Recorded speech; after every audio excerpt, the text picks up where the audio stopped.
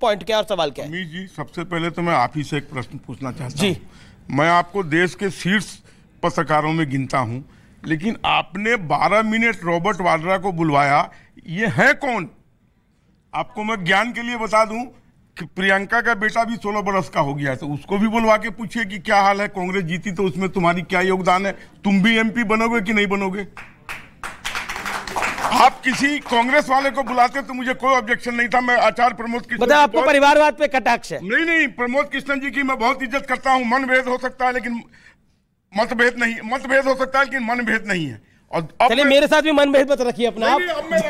जी अभी मैं आपके पास आता हूं, लेकिन राजकुमार भाटी के से एक सवाल है। राजकुमार भाटी, चलिए कांग्रेस के पास कुछ मुस्कुराने को है, बीजेपी के पास भी मुस्कुराने को है, लेकिन आप किस बात पे मुस्कुराइएगा आज? सबके पास सब कुछ है। अगर कर्नाटक के परिणाम पर शहजाद पूनावाला मुस्कुरा सकते हैं, खुश हो सकते हैं, तो हम तो यूपी के परिणाम पर ठहाका लगा सकते हैं। मुझे तो 30 साल पुरानी एक घटना याद आती है। थाने के बाहर हम खड़े थे, थाने से एक आदमी निकला, उसका कुर्ता फटा हुआ था, मुंह सूजा हुआ था, बुरी तरह पिटा था। वो आके बाहर बोला कि मुझे दरोगा ने इतनी गंदी गंदी गालियां दी हैं, मेरे कपड़े फाड़ दिए और मुझे बुरी तरह पीटा है, मैं जैसे तैसे इज्जत बचा के बाहर आया हूं। तो हमारी हंसी छूट गई, भैया तेरी इज्जत अब भी बच गई? बोले मेरे कच्चा बनियान तो सुरक्षित हैं। तो शहजाद पूनावाला तो कच्चा बनियान पे खुश हो रहे हैं। बोला हमारी तो सीट इतनी तो आ गई। उत्तर प्रदेश में अमीश जी, मैं गंभीर बात अपने विषय पर क्या बोलेंगे? हाँ। उनके लिए तो वो बोल रहे हैं, आपकी तो एक भी नहीं आई है। मैं इसमें क्या बोलूं? आपने क्योंकि इस लिहाजे में बोला, अपने लिए क्या बोलेंगे? उसी विषय पर बोल रहा हूं। उत्तर प्रदेश के स्थानीय निकाय, कम से कम वो तो है। सुन तो लें आप। उत्तर प्रदेश के स्थानीय निकाय चुनाव में हमारी सीट भी बढ़ी है, हमारी वोट भी बढ़ी है।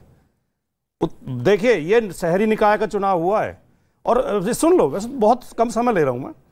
शहरों में भारतीय जनता पार्टी जनसंघ के जमाने से पूरा देश जानता है कि शहरों की पार्टी रही है, शहरों में भारतीय जनता पार्टी मजबूत रही है। जब उत्तर प्रदेश में समाजवादी पार्टी की सरकार थी, तब भी शहरी निकायों में भारतीय जनता पार्टी ज्यादा जीतती थी। लेकिन हम पिछले चुनाव के मुकाबले, जो 17 में चुनाव हुए थे, उसके मुकाबले हमारी सीट भी बढ़ी है। एक सवाल, और पूरा उत्तर प्रदेश में, बस आखिरी वाक्य, पूरा उत्तर प्रदेश में समाजवादी पार्टी ही भारतीय जनता पार्टी से लड़ी है जी, कांग्रेस नहीं लड़ी है। अच्छा एक सवाल क्योंकि शहजाद को जवाब देना है, लेकिन एक पॉइंट है, बीजेपी नगर निकाय चुनाव जीतकर, नगर निगम चुनाव जीतकर, मेयर का चुनाव जीतकर, बीजेपी तो अंडरगारमेंट्स में है, और समाजवादी पार्टी ये तीनों चुनाव हार गई है। मेयर के इलेक्शन उनकी 0 सीट है और आप पूरे कपड़ों के साथ है। ये जो आपने जो ये विश्लेषण करा, ये बड़े दिनों तक चलेगा सर, बड़े दिनों तक चलेगा। लेकिन ऐसा नहीं, अंडरगारमेंट्स में कर्नाटक चुनाव को लेकर मैंने कहा। अच्छा, कर्नाटक में हो रहे हैं, वो कह रहे हैं हम खुश हैं। नहीं देखिए, ओके देखिए, अच्छा ठीक है, नागा बाबा बन गए। ओके, शहजाद पूनावाला, आपकी प्रतिक्रिया, क्योंकि ये एक बात ऐसी बोली गई जो कि मुझे लगता है कि किसी सार्वजनिक मंच पर अवॉइड करनी चाहिए, लेकिन व्हाट इज योर टेक? देखिए, ऐसा है कि ये बात सही है कि ये शहरी पार्टी नहीं है। समाजवादी पार्टी तो अंतर्राष्ट्रीय पार्टी है, अंतर्राष्ट्रीय पार्टी है, इसीलिए आज उनका ये जो देखिए, अब अमीश जी क्या मैंने अपनी बात राष्ट्र और शहर का अंतर मैंने किसी को नहीं किया। अगर ऐसे ही फॉर्मेट से चलना है तो रॉबर्ट वाड्रा के साथ इनको भी एक मंच दे दो। देखिए, 2 बातें हैं। अखिलेश जी ने आज 2 ट्वीट डाले हैं। एक ट्वीट पे तो कर्नाटका में उन्होंने बड़ी हौसला अफजाई की है, इसकी हार हो गई, सांप्रदायिकता की हार हो गई, व्यक्तिवाद की हार हो गई। तो फिर उत्तर प्रदेश के लिहाज से आज उधर भी सांप्रदायिकता और व्यक्तिवाद की हार हुई है, क्यों नहीं हुई है? उत्तर प्रदेश के लिहाज में जो मैं कह रहा था ना, ईवीएम यहां पर बहाल, ईवीएम कर्नाटका में बहाल, परंतु अखिलेश के लिए ईवीएम का उत्तर प्रदेश में सवाल। उन्होंने इलेक्शन कमीशन पर लंबी आरोप की फहरिस्त लगा दी है कि ये इलेक्शन कमीशन जो है वो ठीक से काम नहीं कर रहा था, इसलिए हम हार गए। यहां पे बता रहे नहीं वोट शेयर बढ़ा है। अब एक झूठ तय करके आए ना, वोट शेयर बढ़ा है तो ईवीएम इलेक्शन कमीशन ठीक से काम कर रहा था, या इलेक्शन कमीशन ठीक से काम नहीं कर रहा था, वोट शेयर कैसे बढ़ा? कह रहे हैं कि बीजेपी के कपड़े उतर गए हैं इनडायरेक्टली। अब देखिए, जो नग्न अवस्था में हो राजनीतिक रूप से, तो वो नग्न अवस्था में जो ऐसे ही इधर उधर घूम रहा हो, उसके बारे में क्या ही बोला जाए। अब मुझे लगता है कि राजनीति में जो नग्न अवस्था है, 14-17 एक सेकंड सर, मुझे अपनी बात तो रखने दीजिए। 14, 17, 19, 22 और 23 में सारी जगह पे नग्न अवस्था में राजनीतिक रूप से, और अन्यथा ना लिया जाए, वरना ये जाके इस पे भी शिकायत करेंगे। अब देखिए, मैं 2-3 बातें क्लियरली करना चाहता हूं। भाई साहब बड़े विश्लेषक है, देश के जाने माने, वो कह रहे हैं 3 बड़ी बातें उन्होंने की। एक, उन्होंने बात कही कि एंटी इनकम्बेंसी कुछ नहीं है, अगर ऐसा होता तो हमारा वोट शेयर गिरता, बड़े पैमाने पर नहीं हुआ है। दूसरी बात, राहुल गांधी को लेकर कि उनका कोई असर नहीं है, ये लोकल लीडरशिप का उनका श्रेय है। मेरा उससे एक सवाल निर्माण होता है, चलिए आपने हमारे सीएम को वीक सीएम कहा, इनके यहां कौन है डबल सीएम, ट्रिपल सीएम? पूछिए जरा, सचिन पायलट कर्नाटका में पैदा हो जाएगा तो ये उस सचिन पायलट के लिए भी पैरवी करने लगेंगे। वो तो अभी भी सड़क पर ही है, ये सचिन पायलट के लिए पैरवी करते हैं, वहां पर भी पैरवी आपका सवाल क्या है? मेरा शहजाद से सवाल है। देखिए, हमारे जो पीएम, हमारा छोटा सवाल, हमारे पीएम साहब हर जगह जाके करप्शन के बारे में बात करते हैं। जहां पे एलिगेशन लगे कर्नाटका सरकार पे, इनका मंत्री पकड़ा गया, 40% का कैंपेन हुआ, आपको नहीं लगता कि एक नैतिक उनकी जिम्मेदारी थी कि जो ईडी सीबीआई पूरे देश में काम करती है रैंपेंट तरीके से, उनको कर्नाटका में जाके भी रेड करनी चाहिए थी? बहुत अच्छी बात है। मैं बताऊं, जब ईडी सीबीआई को घुसना पड़ता है वो तब होता है जब वहां की एजेंसी काम नहीं करती। हमारी तो खुद की एजेंसी ने उस एमएलए को पकड़ा था। दूसरी बात, पर मैं आपसे पूछना चाहता हूं, डीके शिव कुमार के ऊपर 2 चार्जेस है जो कोर्ट ने अभी तक निरस्त नहीं किए, क्या वो करप्ट है आपके लिए? पहली बात। दूसरी बात, जगदीश शेट्टर सुन लीजिए, जगदीश शेट्टर जिनको आपने बनाया वो हार भी गए हैं। जगदीश शेट्टर का ऑन रिकॉर्ड स्टेटमेंट है, सिद्धरामैया मोस्ट करप्ट पर्सनैलिटी इन कर्नाटका। बताइए क्या कार्रवाई करेंगे? देखिए, बताइए कार्रवाई क्या करेंगे? मैं आपको, आपने बोला कि ईडी सीबीआई वो हमारी एजेंसी ने काम किया। मैं आपको और दर्शकों को भी ये बता दूं कि ईडी के जो मुकदमे होते हैं मनी लॉन्ड्रिंग के, उसकी संस्था सिर्फ ईडी है। जो मनी लॉन्ड्रिंग होगा तब तो मनी लॉन्ड्रिंग का केस जो भारतीय जनता होगा वो तो एजेंसी करेगी। आप ये बोल रहे हैं, वही तो आप ये बोल रहे हैं कि जहां पर पैसे लेते हुए रंगे हाथ, अभी इलेक्शन जो विषय हो गया इलेक्शन के रिलेटेड, ये 2024 का आपको लगता है जो कांग्रेस के नेता 2024 का खाब देख रहे हैं, एक एक करके जो कांग्रेस के नेता 2024 का खाब देख रहे हैं, आपको लगता नहीं राहुल गांधी के वकील है? बहुत खाब बहुत जल्दी नहीं है वो, क्योंकि रॉबर्ट वाड्रा भी अभी कह रहे थे कि 2024 की अब हम बात करेंगे। राहुल गांधी और वो है मोहब्बत की आंधी, और ऐसी आंधी चली है कि कर्नाटक से लेकर के उसके बाद महाराष्ट्र, उसके बाद मध्य प्रदेश, और इधर जो उत्तर भारत के अंदर ये आंधी राहुल गांधी की मोहब्बत की बढ़ती चली जाएगी, और जो नफरत के दरख्त हैं उन सबको उठा करके बाहर फेंक देगी। मुझे तो ये लगा आप बोलने वाले कि कर्नाटक से आंधी चली और उत्तर प्रदेश में तूफान आ गया। आपने देखा नहीं? आपने हिमाचल नहीं देखा?